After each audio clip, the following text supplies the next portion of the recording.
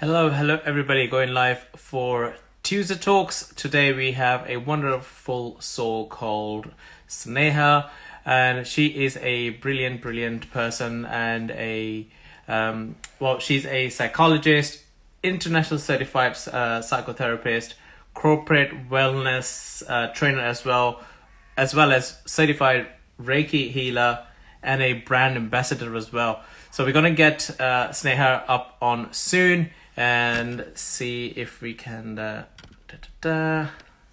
Psychotherapist. Hey, how are we doing? I'm good. How are you doing? I am good. I'm great. Thank you very much. Thank you for joining. So I've done a short introduction for you already. I don't know if you got to hear that, but in a true Tuesday Talk style, obviously we get you to do your introduction and let us know, who you are, what you do, and why you do it. Okay, so just to start with, I am a clinical psychologist and a positive psychotherapist. I work with a lot of different people to help them elevate their mental health, to help them improve, their quality of life, to help them improve and to reduce their anxieties, depressions, and different ailments that they suffer from emotionally as well as mentally. And I basically help give people the motivation, the strength that they require to take on the challenges of life as much as they want, right? So it's very important that people do realize that if they are struggling with something, if they want to ask for help, that they go out and seek help. And I make sure that I'm there for people when they seek that help to get over some issues and challenges that they are facing in their lives. Amazing. So I have trained over 1 lakh people till now to help them in different ways, from resilience building to work-life balances and a lot of different segments as well. And I just want to help out as many people as I can. So that's a little bit about myself. And thank you for having me here, Zishan. It's really wonderful to be here. Yeah, you're most welcome. And thank you for coming on as well to share your journey. So the question would be, why did you decide to do this, to serve and help?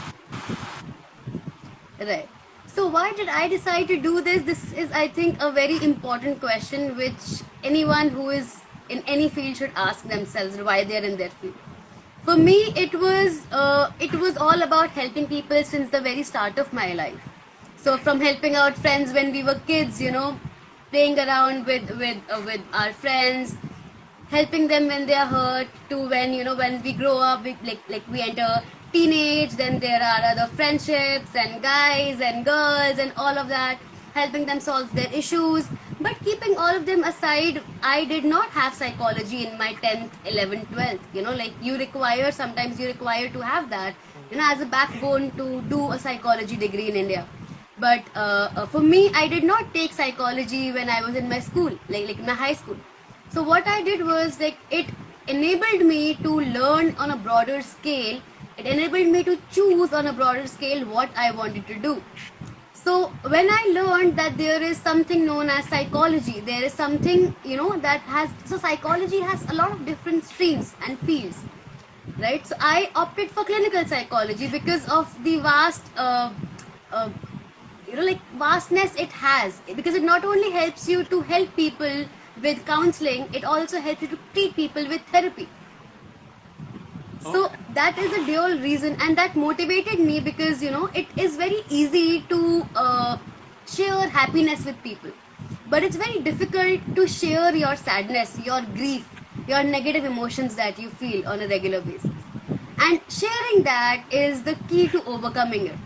And I learned that when I started doing my psychology degree, and I started to improve myself in order to help other people. So that was a little bit of my flow towards psychology. Then as and when I started learning about more subjects, more topics, then we started to do more experiments regarding what subjects to choose from, what learnings to do, and how broadly you can help out people. Like for example, you are a business coach, you are a mindset coach. Now that is just one specific stream, right? There are so many different ways that you can reach out to people, you can help people, and the joy that it gives, like I would say there is no other joy than to see someone who is struggling so much in their lives and just to see them smile. That one, wholehearted smile that changes everything. Now, So that I is agree. another reason why I joined in, into psychology, just to help other people and see their smile on their faces. I agree 100%, and it's a wonderful journey that you also obviously shared. Like you've joined to help so many people, and you've already helped so many people since you've been in this journey as well. And what inspired you to become that? Obviously, because of the way you are already. You've been helping since a younger age. You've already been helping, but obviously you didn't have the psychology background, but you have the, so in your heart you already have the empathy there to help people, right? And you want to help them, you want to see that smile, which got you to take that path of obviously now doing the psychology and have that clinical psychologist degree. So now basically having a official stamp, right? So that you are able to officially now help people and Right. and get to do this. So when you were on that journey, so because that makes you an entrepreneur as well, because you had to decide. You could have just done something which everybody does, everybody are doing, or you could have just taken a simple route as well. Whichever was easy for you. But so, what was the mindset of your journey for taking that clinical route? Okay, so what happened was that like on a very early start of my psychology career, I was working in a state known as Chhattisgarh. So it's a very backward state in the Indian subcontinent, and it is one of the places where there is still a lot of riots and still a lot of it's not very well developed. It's very underprivileged. It's so my work there was for 3 months, and I joined a organization where I worked for 3 months in this state, and that changed my perspective altogether. I visited over, I don't know, like over 100 different villages in that state. I taught around 600 different underprivileged children. Now, the mindset that people have is that if you are not able to do certain tasks, you are dumb, you are stupid, you don't know anything about life. Okay, so I was made to do like different psychological assessments and neurological testing and all of these different ways to measure IQ, emotional quotient of people, and everything. So I saw people who have mental retardation, that's actually known as like intellectual disability, and I also saw children who have an IQ more than Einstein himself.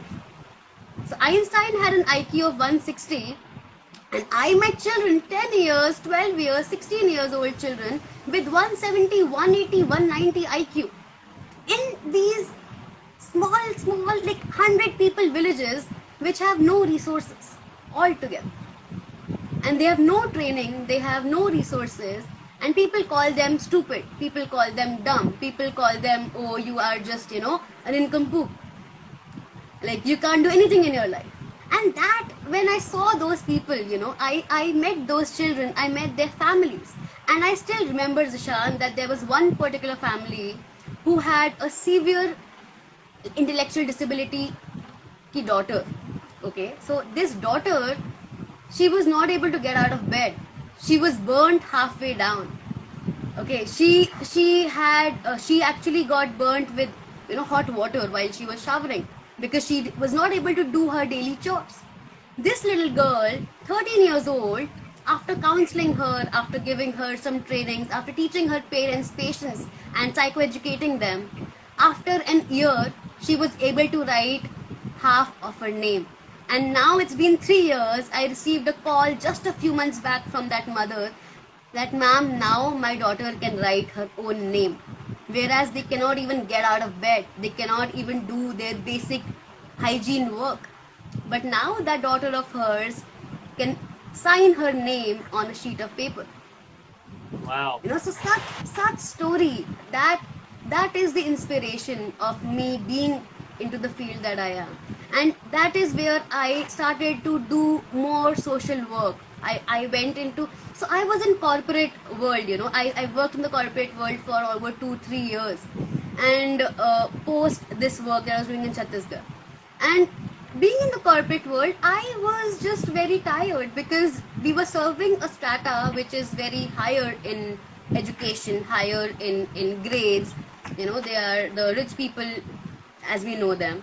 But the poor population, the underprivileged, or even the middle class people, they are not getting the resources that they wanted.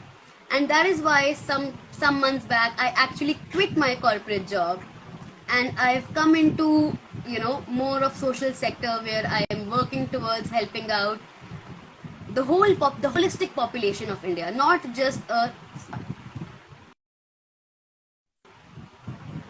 And that is the change, that feels good, that makes one person strive harder to achieve what they want to achieve.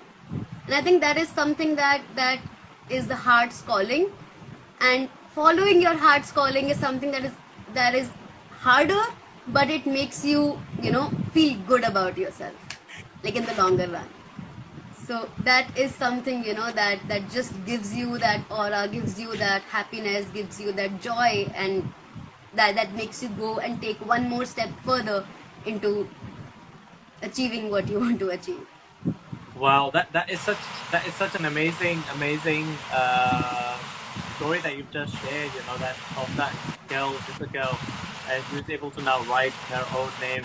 So all it required was a lot of patience from the parents, and Right. a lot of determination from the girl, obviously, to do these things, and that journey that she's taken on with your help and guidance. So that is obviously fulfilling for you as well, that journey, and to see that future for that little girl, because how she has a future, whereas before the parents were thinking that she's going to be a hopeless person with no future and nothing, and now has a brighter future than what she had before. It's such an amazing story. So thank you very much for sharing that as well. And so obviously that gets you that fulfills you and that shows you your purpose. And obviously you now know you are on your purpose. That path that you have is your purpose. And that just brings me to mind, right? So when you were in that corporate world as well, obviously you're obviously also a trainer for them. So what was that journey like whilst you were in that corporate world? So that journey was really enlightening. I experienced a lot, I learned a lot, because it was me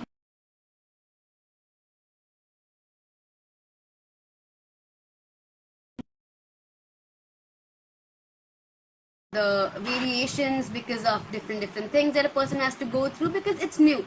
But once you get a hang of it, once you learn the ins and outs, once you know exactly what needs to be done, and once you start training other people to do more and more things, so that was a journey in which I learned, I experienced life, I got to know what I like to do, what I don't like to do, and I experienced a different version of myself, which I am proud of, but I feel that my calling is towards a different thing altogether.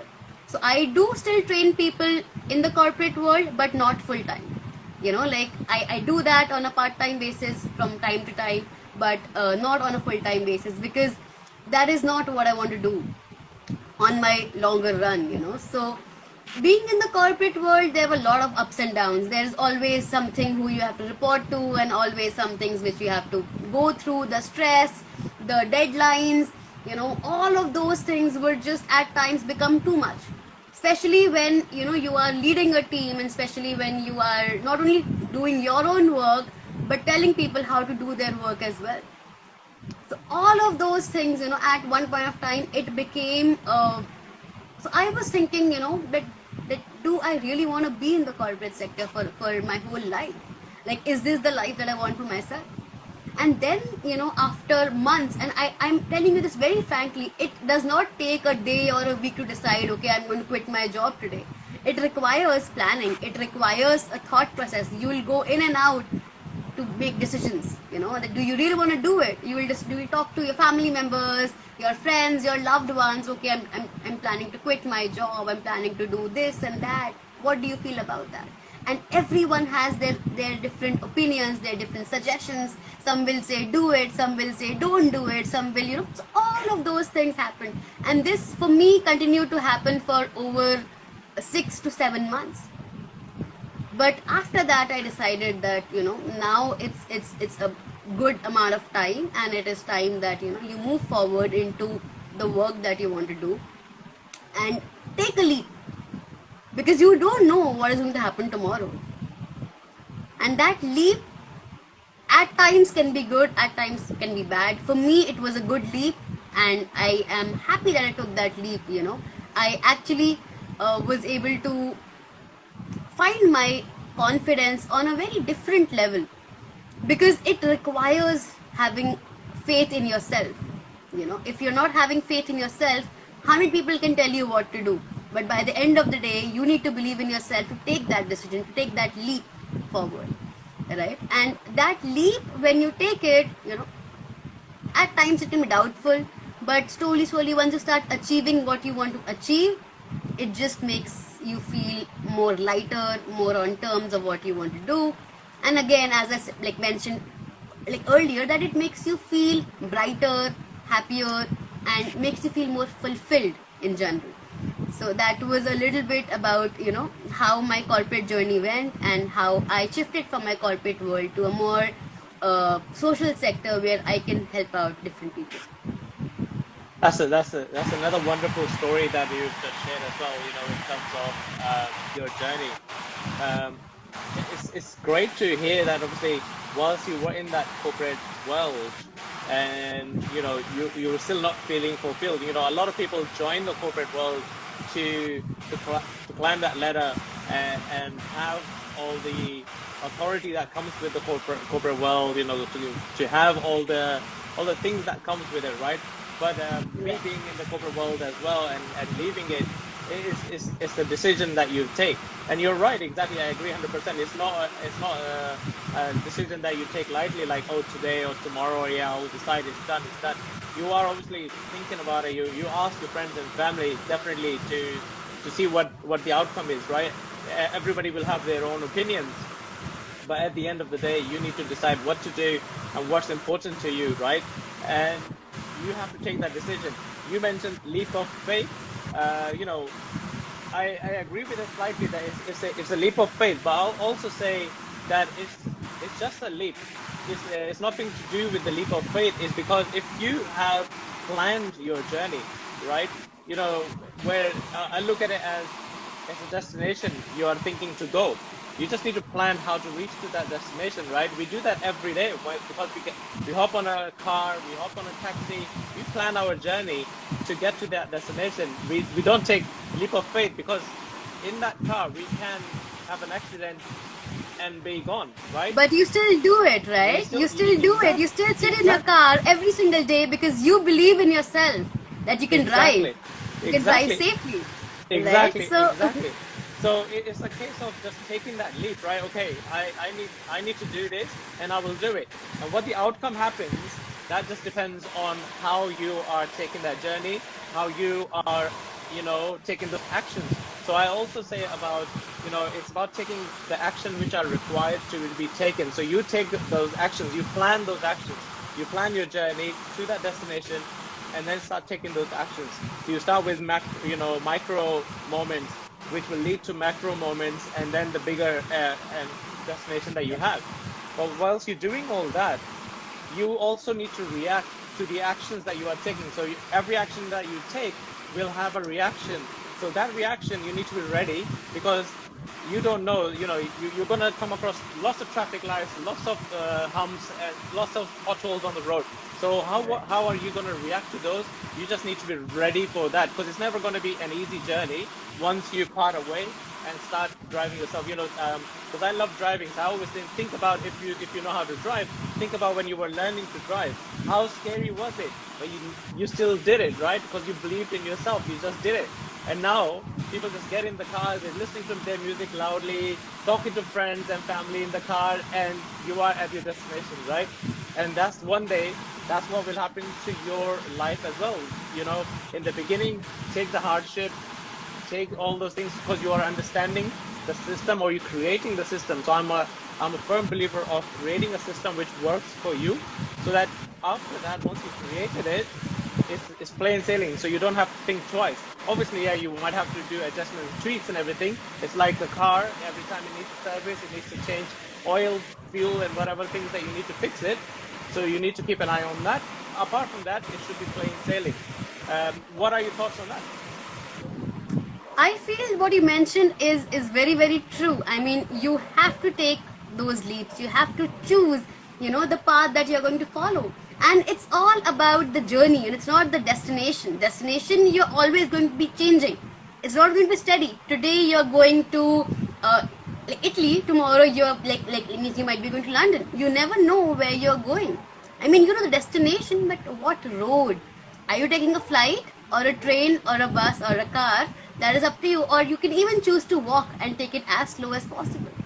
Right? And it's also important that people understand, that we ourselves understand, that taking halts, taking breaks is also important. You cannot constantly drive for 7 to 8 days. I mean, people will go crazy. No one can be awake for 7 to 8 days. Taking that break, knowing when to stop, when to relax for some time, when to take out quality time, and when to go again. That is something that is very important. And I think you mentioned that yes, there will be ups, there will be downs, there will be curves all around the road, right? But what mindset you're having at that moment, right? That also matters. Like if your mindset is that okay, this is a happy journey, I'm excited, you have friends and loved ones around you, that would be a different experience. If you're going solo, it might be a learning experience for you to be in touch with your own self. And if you are sad and if you're not feeling that well, I mean, that experience will be different. So how you choose, what you choose is all up to you. Because that choice, I believe, is in all of us. Like, we have that choice to choose. In this particular moment, what do I want to feel? Do I want to feel sad? Do I want to feel happy? That choice is in my hand. It's my power. It's in my control. And there are a lot of times when people feel that they are not in control of themselves. They're not in control of their feelings or their emotions. But there is an altogether different cycle where you can yourself empower yourself to take charge of your life, to take charge of your emotions and your feelings and how you want to feel in a particular moment. And once you choose to do that, once you believe to do that, that change occurs, and the whole journey becomes a happier, more positive journey. Whereas any problem that comes your way, you will be able to be more strong, you will be resilient enough to overcome that problem or that difficult situation that you came across, or the curve or the bump that you came across on the road, and you will sail through it. I agree. Right? I agree 100%. That's my thought on what you asked. Yeah. No, I agree 100%. I agree with. Just a quick question: do you have a fan on your side? Yeah, I do. Is that a too noisy? Yeah, I can hear the fan blowing on the microphone, because it sounds like you're outside by the seaside. No, I am actually not outside. I'm in my room, and in Delhi it's super hot. Okay. So, okay. Like, is it better?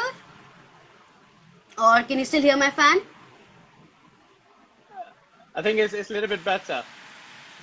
Okay. Yeah, Do I want should I switch off the other one? No, this is fine. I think this is a little bit better. Yeah, because it was becoming metallic sound, and I can hear the air blowing on it, so that's fine. Okay. So thank you for obviously sharing that as well. It's the mindset. Me being also the business and mindset coach. I really touch upon the business side of things, because that side looks after itself anyway, because you come up with the ideas anyway what you need to do in the business. But it's the mindset that counts, right? The mindset is, as you mentioned, and I wanted to touch upon that 100%, that it's choice. We all have the choice. You know, a lot of people say, "Oh, I didn't know I have the choice." Oh, do I have the choice? I didn't have any choice. You had a choice. You decided what you decided, right? And I always say it's what you decide today is what's gonna appear tomorrow, 5 years from now, 2 years from now, 10 days from now, whatever that is. It's what you're deciding to do today. It's what's gonna happen in the next time. Maybe not straight away. Sometime, yes, you will see the results straight away. But the decisions you are taking now is what's gonna happen in time. And that's where you are. And if people turn around and say, "Well, I didn't have any choice. I was cornered," even though you were cornered into doing something, you still had the decision to do that. If you had not taken that decision, "Well, I don't want to do it," nothing will happen, right? Nothing will happen. It's the decisions we still take to do things, and that will happen. So it's a case of making sure you know that you always have a choice in whatever you are doing. So if you decide to do the entrepreneurial journey, doing solo journey, or you partner up with someone to do things, you still have the choice of how that journey should be about. I mentioned the destination. You plan a route to that destination, but that destination will change quite a few times, but the journey will be still the same. You will start that journey, and whilst you're on the journey, you'll be like, "Oh, actually, I'm enjoying this journey. Forget that destination. I'm gonna go further, right? I'm gonna pass that and go," as you said, I might go to London instead of Italy, right? I end up, I don't know, maybe Canada, who knows, right? So I'll just take the longer journey.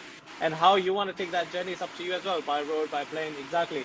And that just comes to your life in terms of how you decide to take that decision of doing it. If you just take the step forward, and the world helps you to complete the rest of your journey. I always say as well, these Olympians that we have out there, every Olympian out there has one dream: to win gold medals for their country, right? And represent their country. But not everybody gets the gold medal. That does not mean the other Olympian did not have the same goal as the other. What it is that they decided, the ones who got the gold medals, they had decided to maybe practice more. The one who didn't get the gold medal, I'm not saying they didn't practice, but they did. They just didn't do enough, right? So the gold medalist might be still swimming. If it's a swimmer, it might be still swimming at the late hours, right? Instead of 2-day practice, they were doing 5-day practice, right? And the one who got bronze and silver, they might be just doing 1-day or 2-day practices. They still took the same journey on the same road, and just depends on how much is important to you. So that's what it's. I'll also say is, if it's important to you, you'll make a way. You will make it happen. If it's not, you'll always find an excuse to not do it. Right. I completely agree there, Zishan. I feel that, even though at times you might fail, because it is a part of life, sometimes you might not do it at one go, but you can try again instead of giving up. Just get back up. Like, it means when we were toddlers, when we were just learning to walk, how many times have we fallen? Have we ever asked our parents that, "Mom or Dad, how many times did I fall when I was learning to walk?" We never asked that. We just asked, "Okay, at what age did I start walking?" So that difference of mindset is very much needed, because if you don't fall, you won't learn to get up. And if you won't learn to get up, then you are not being resilient enough to face the challenges that life is going to throw at you. So practice as much as you can. Do the stuff that you want to do. Even enjoy the life that you want to enjoy, because it is all a balance. You cannot practice for 24/7, but you can practice for 8 hours as mindfully as you can, just focusing on that, full attention, and then focus on other aspects of your life. Because everything needs to be in a balance, and everything needs to be learned, everything needs to be improved through practice. Practice, as people say, makes the man perfect. And as much as we practice, not only physically but also emotionally and mentally, to improve our mindset, I think that is something that we should learn to focus on more. And once we do that, we have everything in our control, we'll be able to do that better. Thank you for obviously elaborating more onto that as well. So, do you also then concentrate on the well-being and self-love side of things? What is Definitely. your take on that? Self-love is a particular word nowadays being thrown out everywhere, and I certainly think that it's lost its meaning to what is self-love should be. I would love to hear what your take is on self-love and well-being. See, self-love, as you mentioned, that yes, it has lost its meaning in today's times. People have forgotten what self-love is. Now, I'll just give you a short example. Okay, there is a person who is doing everything perfectly in life. Okay, he is going to work. He's enjoying his time with friends, his family, his loved ones. He's even enjoying his self-care time, and all of that together, we say that a person loves himself a lot, because he's well balanced in life. And then there is the other person who might not be doing as good at work, but he's taking out time to enjoy every aspect of his life other than a few aspects, right? He might not be doing so much well at work or even in a relationship, because he might be going through some kind of a complicated relationship, right? But not every aspect can be as perfect for everyone. And then this person tries to focus on things that makes him happy, on activities that make him feel good, on things that make him grow as an individual. And now the question that I ask you, Zishan, is which one do you feel has more self-love? Is it the person A or is it the person B? I think both have self-love, but in a different scenarios, right? It's a different way of showing the self-love. That's what I think. Okay, okay. So what I would say is, for person A, he is living a very balanced life, but he might still not be as happy because he is not able to do all of the things which he wants to. Like, what I say by balanced is that he is living his life. He's going to work, he's spending time with his family, but he might still not be as happy as he wants to be because of certain life situations or certain decisions that he's made. And then there's the other person who, even though he's not living a very fulfilled life, he's choosing to do things and activities that he loves to do, even though his life is impacted by difficult situations. So the experiences that a person is facing, one life is perfect, there is nothing wrong, right? He still might be happy, unhappy, we might not know. But then there's another person who's living an imperfect life. And when there is imperfection, there is bound to be, more care, more love, because you know what difficulties you are facing, and you know the importance of the care that you want to give to yourself, the love that you want to give to yourself. Because as I mentioned earlier, if you don't see the downside at times, you never know what I'm really sorry, there is some people bursting crackers. So as I mentioned, there are times that people need to see downfall, people need to experience some difficult situations to actually appreciate the good times. And once you do that, you start focusing more towards self-care. You start noticing what your body wants, what your mind requires, what physical activity will be good for you, or maybe what other things in life are the things that you actually want to do instead of what you are normally doing. So there is a routine, a 24/7 routine, and there are things that you do outside of the routine that you are doing. So there are two different things, two different mindsets. I'm not saying one is bad. Both of them are good. But the second one, I feel, is somewhere where you learn to appreciate life more, and you learn to appreciate yourself, you learn to care for yourself on a more deeper level than the first case. And that self-care, that love needs to be there in your life. You need to appreciate yourself. You need to take out time for yourself. You need to know, what you like to do, what you do not like to do, and what you would want to do in your life. like you're a business coach, you know how difficult it is. We talked about it, how difficult it is to move from a corporate world or a job to to being an entrepreneur, to actually just to expand your horizons into something that you always wanted to do but couldn't do. And that can be achieved only when you know what you want to actually do in life, what you want to appreciate in life, because you're not having them at the moment. Right? So these are some things which I feel are really important for people to understand, people to gain knowledge of.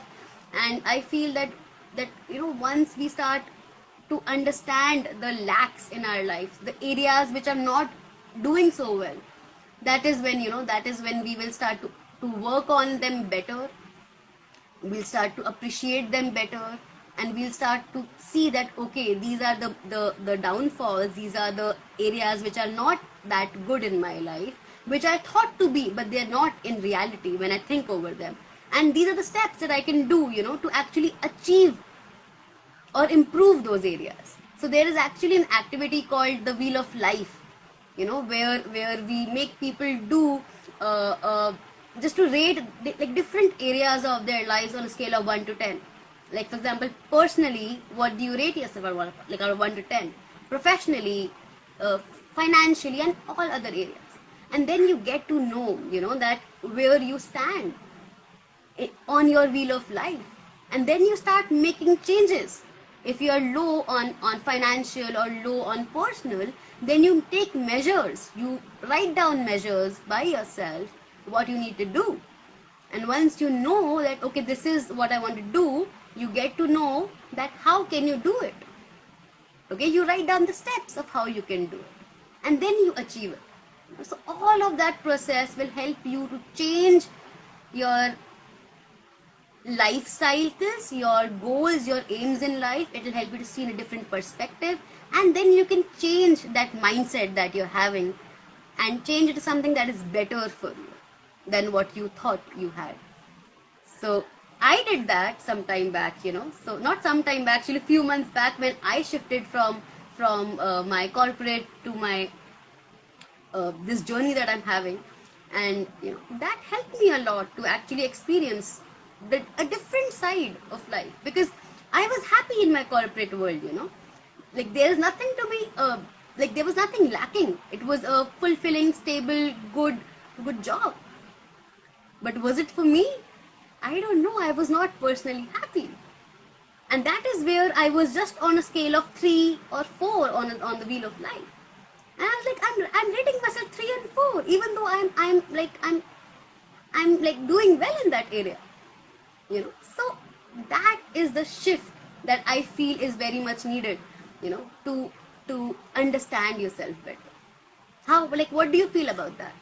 No, I agree with that actually, and 100%. Agree with the statement as well in terms of the wheel of life. Actually, that's a very good thing that you brought up. Is to assess yourself, and earlier when I was mentioning that when you are on that journey, like when you, let's say if you're a driver of your car, you have to look after your car every time. You have to fuel it, you have to change the oil, you have to do the service, you have to make sure the tires are right, the air is correct. And that's what you are doing with the wheel of life, is looking at your vehicle, which is taking you to your journey, right? How it is, where is it lacking, what does it need working on? Do you need more fuel? That means, do you need more energy in certain parts of your life, or does certain parts need relaxing a little bit more now, or you need to slow down a little bit, maybe you're too fast? Whatever that is, you obviously work that out by going through that process. It's amazing that you brought it up, and thank you very much for it. It's just, and it goes hand in hand with the self-love side of things that we were mentioning, right? Because how I see self-love is not by saying taking the time out because you need to, because a lot of people talk about this work-life balance. For me, work-life balance is okay, but it doesn't really exist, right? Unless you create it. Because your companies are giving you work-life balance here in Europe and everything, but it's not possible to still do it, because by the time you come home, you only have a few hours, and then you're gonna go back to work. So where's the balance? right? It's never a balance, right? And then you're in that cycle of doing the work. And even if you decide to do that balance, you're like, oh, I will decide today I want to do this, but oh no, I've got this deadline to meet, right? So you're like, oh, I can't do the balance. So it's a myth, work-life balance. It happens to certain people, but not to everybody, right? And those certain people are on the top of the ladder who, just make decisions, are not actually people who are out there as a force doing and making things happen, right?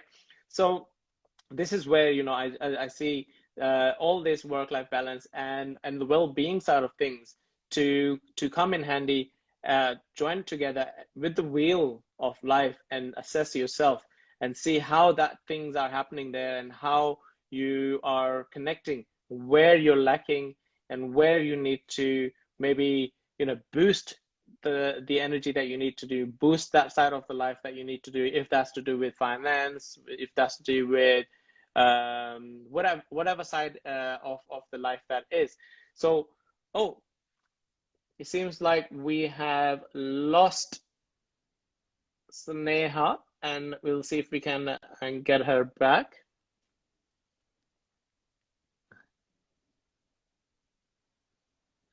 Let's see if we can get Sneha back on there.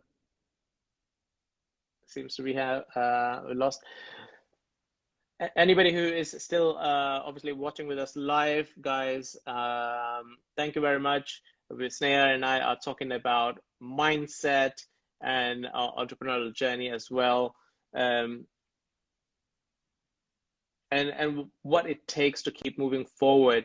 How to stay focused into what you are doing, and how to take those decisions that we need to take, right?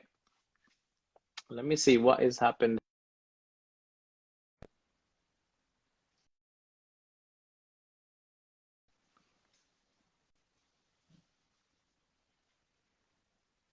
Right. Hey, Sneha, I see you. Let me just send you an invitation.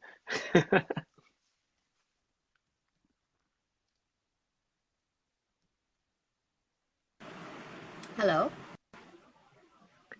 Hey, you're back. Yeah, hi. Sorry, I think some technical issue happened.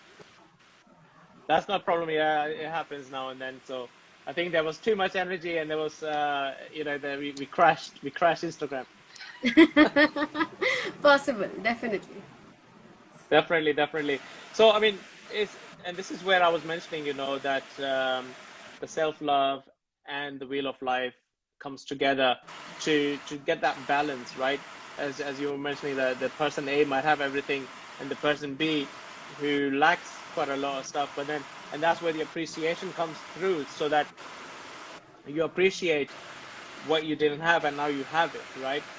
So this something that I always challenge everybody with it, and I'll put to you as well, and out there to the people who are listening, is why do we leave some certain decisions far too long to actually feel that negativeness, or too long, like, let's say we don't need to go through the downness a lot to then appreciate the uprise, right? So that's a bit of a roller coaster, right? So we know, everybody's queuing up to go onto that roller coaster ride. I want to enjoy it, but they're all screaming when they're going down, and then laughing when they're going up, and then you're looking forward to go up and down, right? So, but what happens here is a lot of people wait for that down to happen so that they can take a decision to go back up, or in a lot of people cases, which I've noticed, right, in 70% or so, that they go down, but they keep going down quite a lot because they're not taking that decision. Now it's time to go up, right? The roller coaster ride is now going up. Let's go up now, but they keep going down, and when they keep going down, at that point, a lot of places they feel like they're hopeless, right? Oh, there's no hope for me now. What do you suggest in that time, as a professional yourself? So I think, Zishan, this is a very important question that you asked, and a good question as well, because there's something known as a downward spiral. So what you're talking about is actually a downward spiral where a person, starts having negative thoughts, and then they just keep going down and down and down and start feeling hopeless. And then that is also seen in the behaviors and actions that they are having. Not only in their mindset but outside, they are visibly visible to other people as well. And it's very important that in that moment, you seek help, because you never know that what where you're going to land, actually, because of the spiral that it is. Like it's actually, you just keep going down and down and down, and you do not know any single way of going up. Even though you try to talk to people, sometimes, it's just the people that you surround yourself with are not the right people. They're not right people to bring you up. And at that point, it is very important that you seek help. You talk to a counselor or you talk to a therapist to actually help you out, because it might be clinical depression.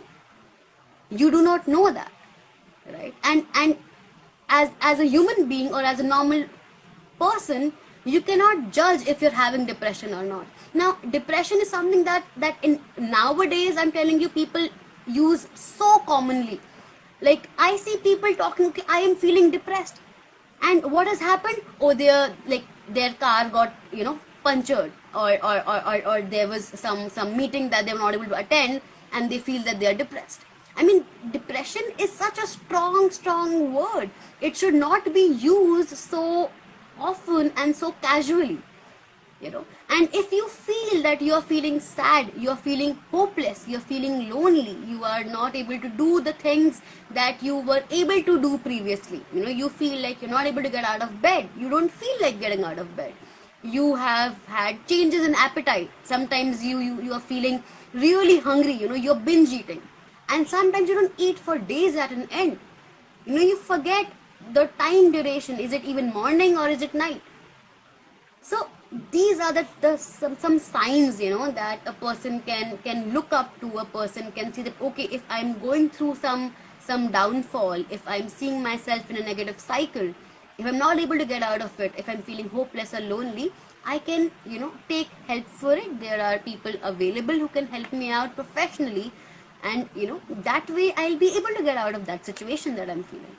And I think this is the most important thing, that people understand that, getting help or seeking help is actually a sign of strength and not a sign of weakness. It just shows how strong you are, how much zeal you have to live life to its fullest, and how much you want to improve your life.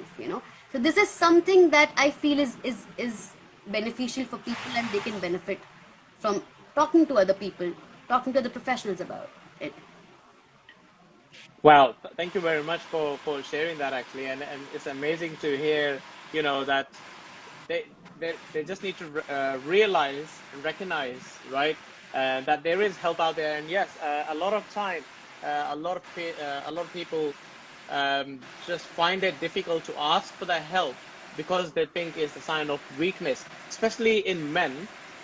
It's there, it's no fault of anybody anyway. It's how the society has built us to be. I mean, even for women as well. A lot of, if it's a professional working, in the corporate industry, it is there.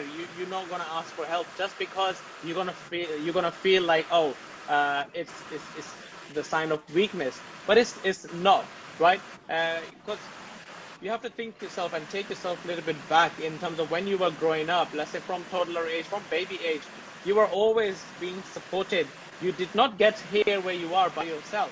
So why stop asking for Right. support and help when you actually really need it now, right? We never stop getting support and need help, right? As you know, as our parents say, we are always children in their eyes, even though we are like 50 years old, right? And they will still treat us like their children, and it's 100% correct, because we are still children, even though how old we are, because in their eyes we still need support because they have the experience that are, few years ahead of us, and therefore we just need to seek help to see if somebody is able to guide us or who is able to see us from the outside, right? We are trapped in the box, for example, right? And we are feeling hopeless, we are in a downward spiral. and we are trapped in that box. We need somebody who's looking from outside in the box and is able to, reach out and take us out. And obviously we need to be willing to give them our hand, say, okay, yes, take us out, I am ready, right? And that can only happen again by the person deciding that and taking that decision to do that, right? And I 100% agree. Like, the word depressed has lost its meaning now. It gets thrown around everywhere. I mean, my 13-year-old uses that word now as well. When she's sad, oh, I'm so depressed today. Why?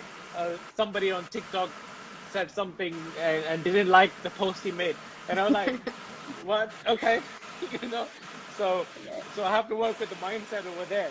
So it's the word which is so commonly used now, and it's lost its real meaning.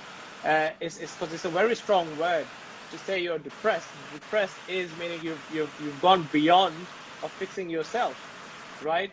And now you need help. That's where the depression starts. Anything before that, you are able to help yourself.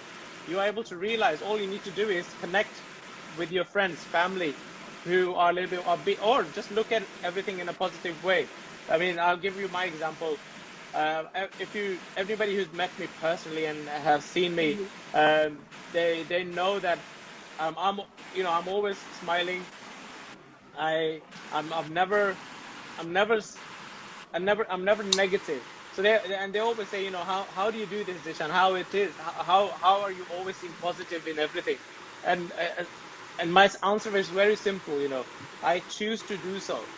That's what it is, right? I'm choosing to see the positive side of whatever is happening. There's always a negative and there's always a positive. There's a yin and yang of the side of the thing, right? I am choosing to see what's beneficial, what's positive. Yes, I've acknowledged that there is this bad, there is this sadness, there is this, but am I able to change it? Yes, I might look into it and change it. Am I able to change it? No. Okay, but there is a happiness here. I'll follow that path then, and I'll continue with this, right? And that's what it is. And that's all you need is your decision to see what happened. My car's broken down.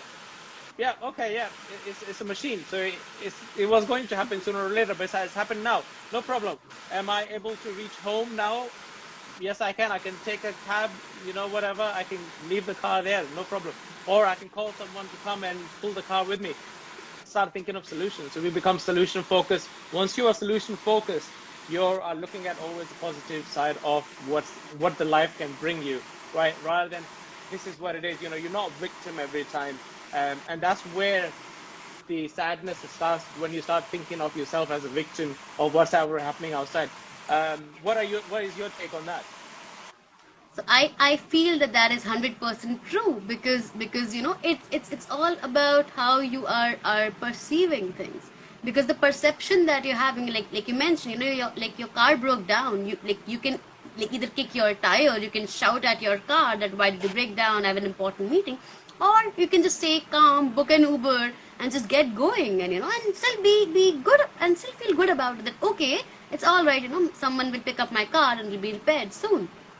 So it's all about how you're perceiving things, and you mentioned previously that how you react to those things. How you choose. Do you choose to react, or do you actually choose to respond to them? You can choose to react by hitting the car, by hitting the tire, or by just screaming out loud. Or you can choose to respond to it in a better manner by choosing to book an Uber and just, not letting it affect yourself too much. So there's always this response and how you react and how you respond. And that is something that is very important in today's time as well, because in the world that we are living, especially with the pandemic in place, I mean, I know so many people who are suffering from clinical anxiety, that has increased so much in this time. And at that time, when there is anxious thoughts in your mind, people actually do not know if they're going to respond or they're going to react. And that is the choice that one needs to feel in that moment, that they have things under control. They can do other things which will make them less anxious, which will make them less worried. And they are things that they can choose to do which they can opt for as a better option, as a response rather than a reaction of what they were doing previously. So I think this is something that I feel is 100% there, and people, it's all about how mindful you are of yourself, of what you're feeling. Because the more in tune you are with yourself, the more mindful you are of yourself, you just learn and learn to not let situations affect you too much. You learn to respond instead of reacting to them.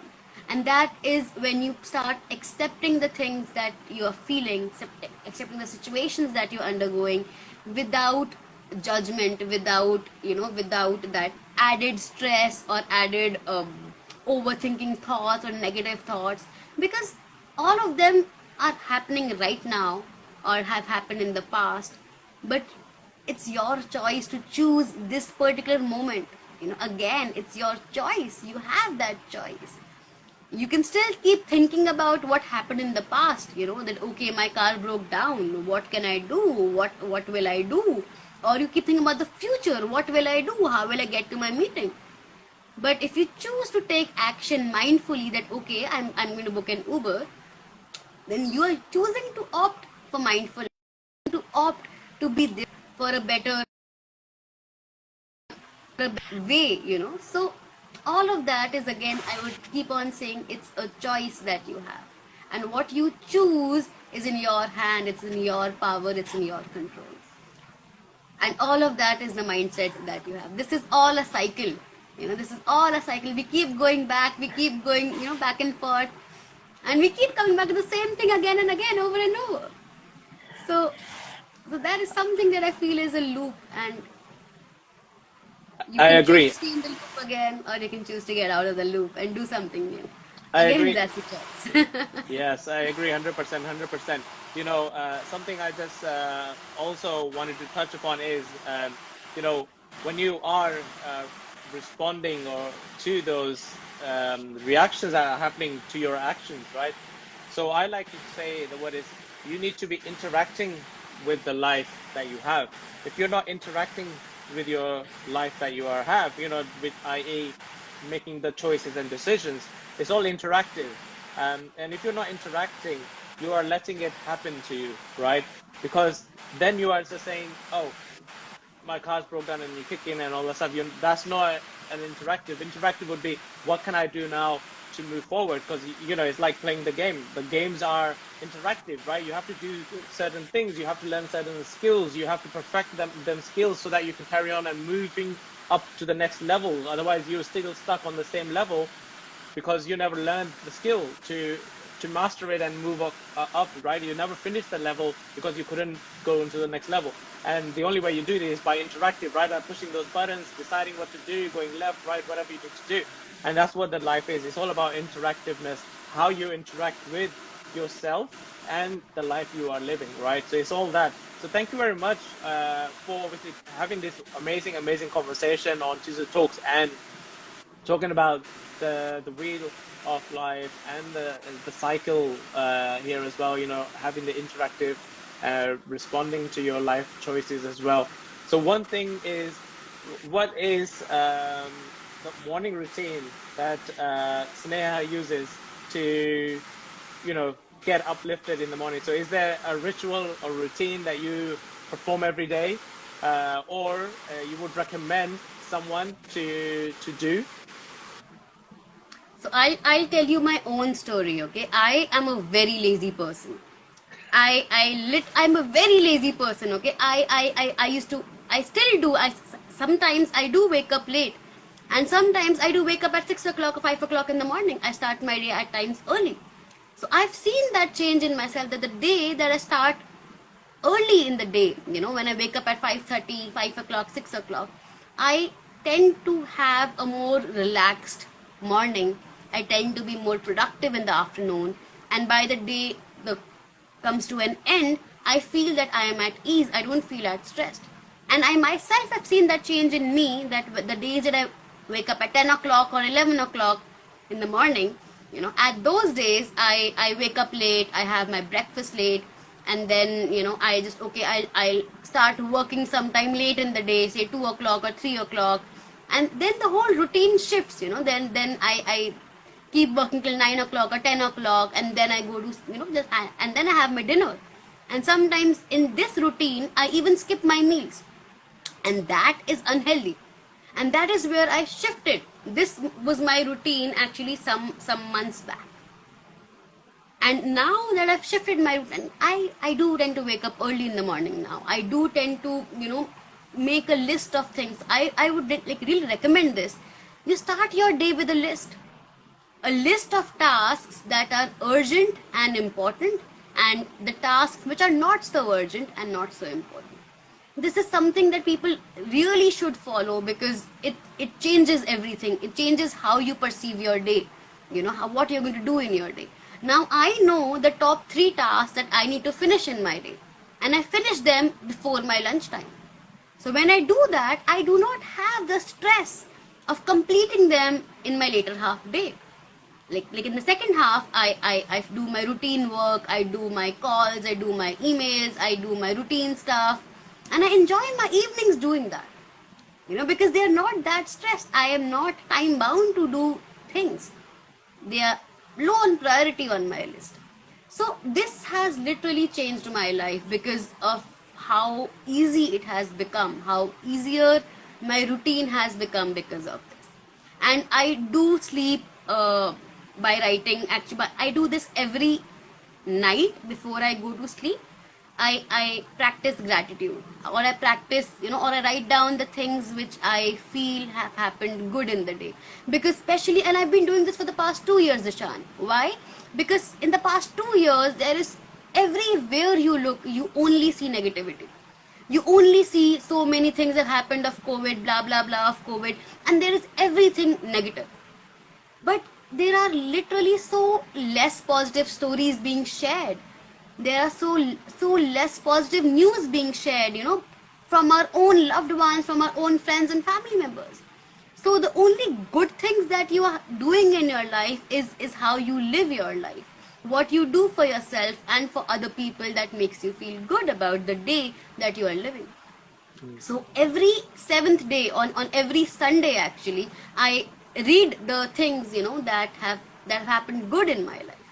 And what that does is that empowers me, that makes me feel even better, that okay, even though I'm feeling low, in the past 7 days, 21 good things have happened to me, which are good, which are positive. And even though those are simple things, like for example, I cooked my favorite breakfast, I made pancakes,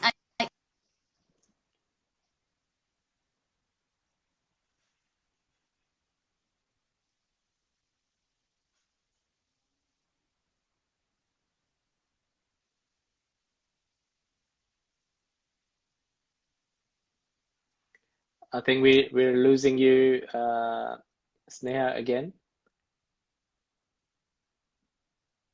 There might be a technical glitch or the internet issue there. But it's an amazing what we'll just wait for Sneha to hop back on. But it's quite interesting to for Sneha to mention the gratitude journal. Now, I mean, I don't, I used to love writing, but as time moved on, I don't write a lot. But what I have adapted the technology. We have all this technology in our hands now. I have a private YouTube channel, which is just only for me. Nobody can see it. And what I do is, because I have the app on my phone, I just record a quick notes, a video notes of my gratitude on it, right? So every day I just make a short video and I just upload it, and nobody can see it apart from me, and it is for me. And the days when you are not feeling that great, what I do is I just look at, let's say, for example, today is Tuesday, and it was, let's say, I wasn't feeling that great. I don't know why the day wasn't going my way. I have a lot more negativity. But what I do is then and look at last week's Tuesday, because I would have had posted myself talking about all the good things that had happened on that Tuesday to do that, right? So on that Tuesday that I would have done, and I looked back on that Tuesday and I would have said all the positive things that would happen, and that would get me back up again on the positivity of how that is, right? And then that will bring me back. So always do the gratitude journal. It doesn't have to be writing. If if you're not keen on writing, you can record voice notes or videos. Hey, welcome back. Thank you. So I heard you were sharing about your own routine. So I feel that's a good way to actually do that. So you can Yeah, keep telling about the routine that you're having. yeah, no. So I was talking about the gratitude as well. So it was great that you shared the gratitude, because I used to be a keen writer before. Then as the time moved along, I'm not. I'll say I am a lazy person as well. I always look for the easiest way that I can do things, right? So, and what that means is I'm not actually lazy. I found out it's just that I'm always looking for easiest way. So the technology helped me. So I stopped writing, and I have a private YouTube channel which is just for me, so nobody else can access it. And because I have the app on my phone, I can just record as longer a video or as shorter video that I want for the day, and upload it. And let's say, for example, today is Tuesday, and I am feeling sad for some reason, or the day is not going my way. I'll go to that Tuesday last week and listen to it and see what the positive things I said to myself on that Tuesday. And I then remind myself of today what the good things are to look for, and maybe do the gratitude that time again. And that's one way of, I was saying, suggesting for others who might not be keen writers out there, finding it maybe it's taking just too much time out of their hand to write. Recording a short video which will take you 5 minutes, but you will say a lot in that 5 minutes, is the best way. Zishan, what I do is I am also not keen to write down a whole page full. I told you I am a lazy person. So what I do is simple 4-5 words, more than enough to make you remember, what good has happened. Simple two lines is more than, you don't have to write down a whole big page or a 10-minute article about what good has happened. You can just write down 4-5 words, and that is more than enough. What made you feel good? Okay, I had my breakfast. It was wonderful. My mother complimented me because I was looking good.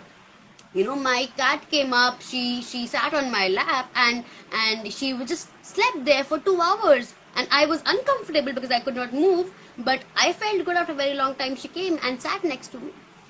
These these are the 3 things for today that made me feel good.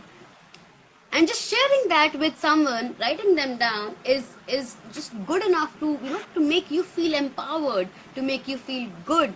And once you read them together as a bunch, that is something that is all together, it just is such a positive feeling, because that these are things that you've experienced, not someone else. You as a person have experienced them. And that is another feeling, that is really, really positive, really empowering. Exactly. No, so I 100% agree. And thank you very much for sharing that routine as well. And I am sure a lot of people would want to adopt that as well, because if you're not doing it, it is actually one of the best. Actually, the gratitude routine is because, as you said, there's a lot of negativity around us, and we get sucked into that society that is just feeding us, right? We are the only one who can take charge of what we want to see, and use our own eyes to see the world. The world you are seeing, I always say, the world we are seeing out there is a perception of how we want it to be, right? If you are seeing problems everywhere, it's just because you are looking for those problems everywhere. If I am seeing everywhere is happiness, there's no problem, then there's no problem. Like, now, before, I thought my Tuesday Talks would have been late because just an hour ago, before Tuesday Talks, I got a phone call because I was supposed to pick up a car for tomorrow morning. And they weren't able to deliver in the morning. They were saying, if you can't get it now, you'll be late. And I was like, oh no, I only have 1 hour. I need to do Tuesday Talks, right? But then I was like, no, okay, if we can manage to do this solution, I came up with a few solutions, and they accepted one of my solutions. Like, okay, let's do it. And I was here 15 minutes to spare, and I rushed and did everything ready, right? But before I left, I made half stuff ready, because I know if I was coming close, I will be ready. But then that's what I'm saying. So if I didn't look at it as a problem, I looked at it as, oh, okay, that's one bump, and I'm gonna, it's one turn. What am I gonna do? And look at the positive side of it. Now I have the car. I don't have to worry about picking it up in the morning. right? So I looked at that way. So it's positivity in that. So it's what lens you are using to see the world is gonna be coming to you anyway. The world is only a reflection of how you are at the end of the day, and that's all it is, right? So if you are seeing things around that, that's what you are being fed. It's because you're accepting that. We should not accept anything less than what we are deserving of at the end of the day. So you need to know your own value, you need to know your own worth, and everybody is worth far more than what they are actually given nowadays out there. And we are able to reclaim our worth of that. When everybody says the grass is greener on the other side, well, the grass is greener on your side as well. You just need to give it some water, right? If you are looking after it, it'll be greener on your side. The reason it's not greener outside your side is because you are looking at the other side. Stop looking that side and look at your own grass and start looking after it, right? You have a wonderful garden in your own place. Look after your own garden, put some trees that give you nice fruits, and enjoy your garden. That's the end of it. But that all happens in your mind, and is the first step that we need to take. I would love to say thank you very much for hopping on today and sharing what such an amazing stories and the mindset techniques as well. And anything you would like to say or add at the end, like a quote that you like to follow, that inspires you, that you would love to share, or something that motivates and gets you going every day when you are in a sort of stuck somewhere. See, so one of the favorite lines that I've repeatedly said throughout today's talk is, you have the power to choose. Choose, and that choice is what will give you the fruitful results. Because in the end, it's your power. In the end, it's your your choice, and that choice, if made mindfully, is only going to empower you at its best. So choose yourself, choose your empowerment, and choose to choose. That is something I would end the day with. Choose to choose. And thank you so much for having me here. I really enjoyed talking to you, and I hope we can somehow look for more sessions in the future. More talks in the future. Definitely. This was an amazing Tuesday talk session, and definitely look forward to if we are able to do in a few months' time and see how your life is at that time and what you've achieved and succeed, and we can share that story as well. So what we're going to do is we're going to smile for the camera for a few minutes or a few seconds, because we can use that as a screenshot for the end.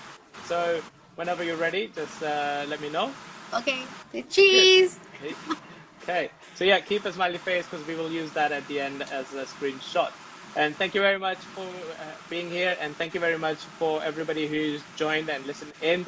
And if you just recently joined, I would recommend you to rewind this episode and listen to it from beginning. There are lots of golden nuggets being shared onto it. And where you're going to find this is going to be on my IGTV left there for everybody to watch. So thank you very much. And if you found this interesting and inspiring, this episode, I urge you to share this with somebody else who you might think could benefit, because we do not know who woke up this morning or is going to bed thinking of something better. We don't know who's thinking of a better life, who's thinking of something better than what they have. And if you found this episode inspiring enough for yourself, it's your duty now. It's our duty to share it with the person or somebody else that we think might want to watch it, right? If you can't share it, just tag that person into the comments. It will be left on my IGTV, and it will move on to Spotify and Apple Podcast after a while after that. So it's always there for millions and millions of people to watch it. And thank you very much again. And we will come back again next Tuesday with another amazing soul. And thank you very much, Sneha, and have a nice evening. Thank you so much, Ishan. Thank you. Have a nice day. Bye-bye. Bye-bye.